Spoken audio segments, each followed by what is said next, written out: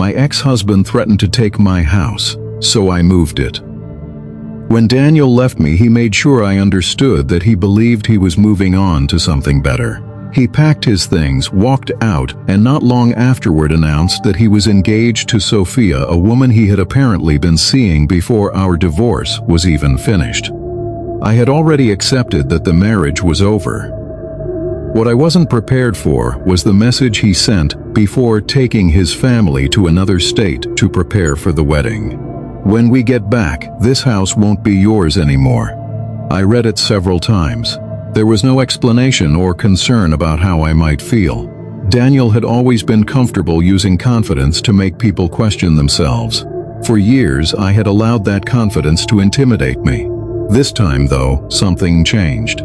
The house stood on land my grandmother had left to me. Daniel had never paid for its construction, and, as far as I understood it, he had no right to simply decide that it belonged to him. I suspected he had been relying on paperwork I had signed when I still trusted him. His message made one thing clear.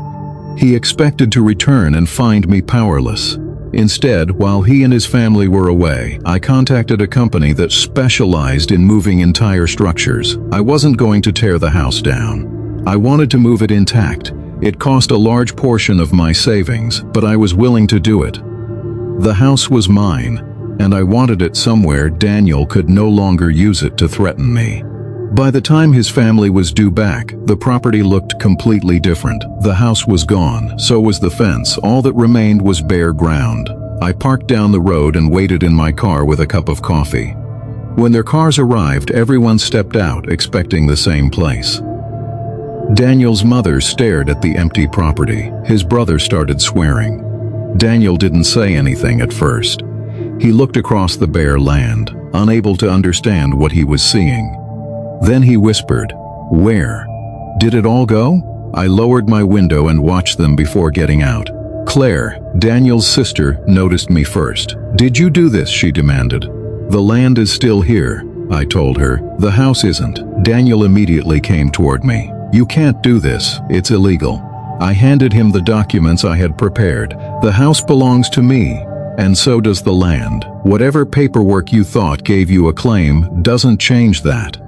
He stared at the papers, then looked back at the empty property. "You moved the entire house? You told me it wouldn't be mine when you came back," I said. "So I made sure it wouldn't be here." The house had been moved to another property I had purchased under my maiden name, about an hour away. The plan was to renovate it and start over somewhere Daniel could no longer interfere with my life. His father stepped forward and accused me of destroying the family's plans. "Your plans," I corrected, "not mine." Sophia stood beside Daniel, furious. She called what I had done childish and said I had ruined everything. I couldn't help noticing how quickly their plans had fallen apart simply because the house was no longer there. Before leaving, I told Daniel he should speak with his lawyer.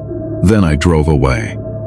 When I reached the new property, the house was already being lowered onto its new foundation. Seeing it there felt strange, but in a good way. It was the same house, yet somehow it felt like the beginning of a different life. Over the following days, I opened the windows, repainted the living room, changed the curtains, and rearranged the furniture. Friends came to see me, amazed that I had actually moved the entire house. "You really did it?" Jenna asked. "I did," I said. "It was easier than staying somewhere I was constantly being made to feel unwanted." Daniel sent me several messages afterward. The first was angry. The second was pleading. The third sounded resigned. I didn't answer any of them. For the first time in years, my life felt quiet. I eventually planted a small garden outside the new house. Watching those first plants grow reminded me that starting over doesn't always mean destroying everything you built. Sometimes it means taking what is yours, leaving the people who made you feel small behind, and finally deciding that your future belongs to you. I had been married to my husband for just over a year when I found out he had slept with his ex-wife. We had actually been together for 4 years, so this wasn't some new relationship where I barely knew him. I trusted him. He had been married once before, and his divorce had happened about 10 years earlier after his first wife left him for another man. As far as I knew, there was no reason to believe he still had feelings for her. I was wrong. A few months before I found out, my husband had sex with his ex-wife shortly before she was supposed to get married. I only learned about it because she became pregnant, and her new husband discovered that he wasn't the father. When my husband admitted what had happened, his explanation was that she had asked him to have sex with her. That was apparently supposed to explain something. Instead, it made the situation even harder to understand. He had made a choice, and now I had to live with it. I was devastated. I knew other people had survived infidelity, but knowing that didn't make my own situation hurt any less. I couldn't stop thinking about what had happened, or wondering how I was supposed to trust my husband again. I also kept thinking about my 14-year-old stepson and what all of this would do to him. Eventually, I left my husband and went to stay with my sister. My brother is a solicitor, and he helped me find someone to represent me during the divorce. Having my family around was the only thing that made the situation feel manageable. People online told me that I deserved better, and that the blame belonged to my husband and his ex-wife. Someone asked whether her new husband knew about the affair. He did. Her husband had confronted my husband after discovering that the baby wasn't his. He also couldn't or didn't want to have another child, although I didn't know whether that was by choice or circumstance. He already had a 9-year-old. Another person asked whether my husband had simply gone back to his ex-wife. That wasn't what happened. Her new husband had moved into his own flat and intended to seek a divorce. He was apparently just as devastated as I was. My husband and his ex weren't living together either. From what I understood, they were communicating through solicitors about my stepson and the baby. They were both angry and blaming each other for what had happened. I wanted no part in that conflict. I had already decided to leave my husband. Some people still encouraged me to consider reconciliation. They said marriages could survive infidelity, and that I should take time to think about whether mine was worth saving. I understood why someone might say that, but I already knew my answer.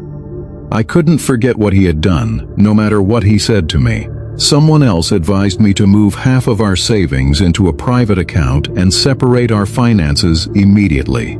I explained that my solicitor had specifically told me not to do that. My solicitor had been very clear.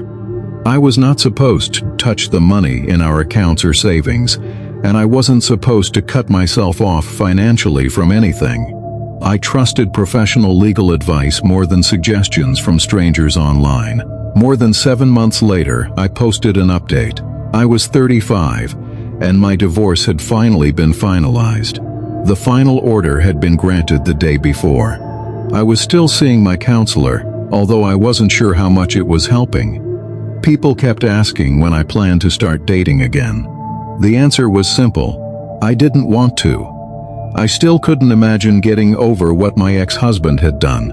I had only seen him once since leaving. My stepson came to my workplace because he missed me and didn't want us to get divorced. My ex-husband was the one who came to pick him up. Seeing my stepson was heartbreaking. He was 15 and his life had been turned upside down. He told me that his mother and father hated each other and barely spoke. He didn't deserve any of what had happened. I never wanted to see my ex-husband again, but I still cared deeply about my stepson. That part of the relationship hadn't disappeared just because my marriage had.